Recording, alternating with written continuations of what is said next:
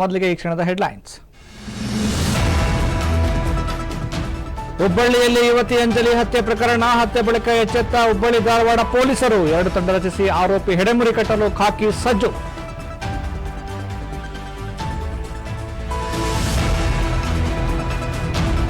ಶಾಸಕ ಎಚ್.ಡಿ. ರೇವಣ್ಣ ವಿರುದ್ಧ kidnap case. ಮಾಜಿ ಸಚಿವರ ವಿರುದ್ಧ ಮತ್ತೆ ಆಕ್ಟಿವ್ ಆದ ಎಸ್ಐಟಿ. ಜಾಮೀನು ರದ್ದು ಕೋರಿ ಮೇಲ್ಮನವಿ ಸಲ್ಲಿಸುವ ಸಾಧ್ಯತೆ.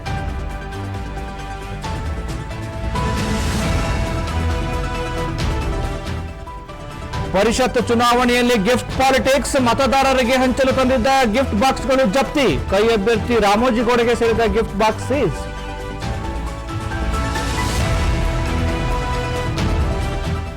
ಕೆಐಎಗೆ ತೆರಳುವ ವಾಹನ ಸವಾರರೇ ಹುಷಾರ್. ಏರ್ಪೋರ್ಟ್ ರಸ್ತೆಯಲ್ಲಿ ಸ್ಪೀಡ್ ಟ್ರ್ಯಾಪ್ ಕ್ಯಾಮೆರಾ ಅಳವಡಿಕೆ. ವಾಹನದ ಸ್ಪೀಡ್ 80 ಕಿಲೋಮೀಟರ್ ದಾಟಿದ್ರೆ ಬೀಳುತ್ತೆ ಭಾರಿ ದಂಡ.